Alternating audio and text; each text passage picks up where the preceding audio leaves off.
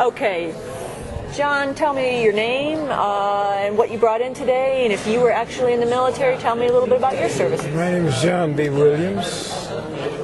I'm from Columbus, Ohio. And I'm one of the last of the dwindling members of the Black Cavalry Buffalo Soldiers.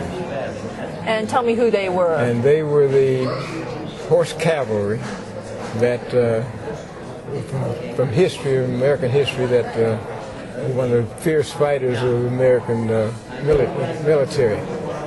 Well, what happened in World War II, why we were active in World War II, was the fact that after the Japanese had bombed Pearl Harbor, there was a fear that they would come and invade the American coast, the West Coast. So they reactivated the cavalry to patrol the hills.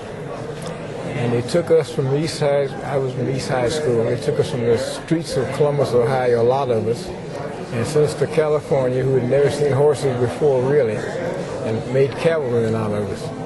Now, a cavalryman is as proud of his spurs are as the Tuskegee Airmen are their wings. And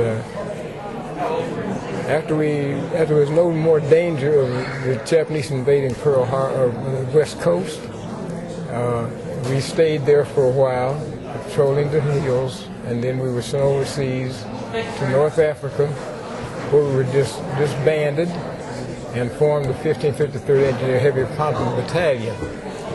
Well, the Ponton Battalion is one that bridges the gaps, bridges the rivers that the Germans were destroying as they were retreating.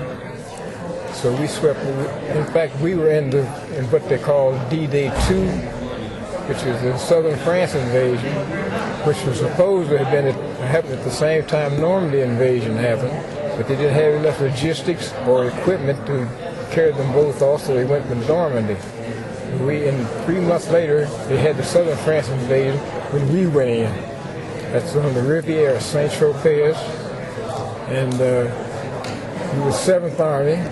We teamed up with the 3rd Army and the British 8th Army and swept through France. And we were the ones that had to bridge the Rhine River. After the Germans were bombed, but on the bridges, we had to bridge the Rhine River so the military heavy equipment, tanks and heavy equipment, guns and stuff, were able to cross over. And so that's the part we played in. When you look back on that time, tell me what are some of your fondest memories? Well, the fondest memories, there's very few fond memories in the war.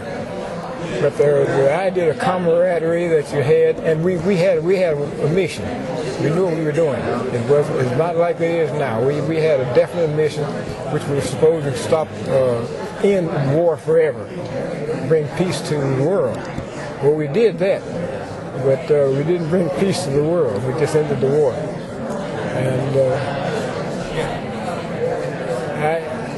the devastation, the horror of it all, it doesn't remain that it's past. It's no longer a part of my psyche. I don't even think about it much anymore. I don't even tell my kids about it. They find out piecemeal about what I did in the war. But I almost lost my life twice. We were strafed. While moving up at night, we were strafed, turning the lights on our trucks so we could see what we were doing, and we were strafed. Missed that.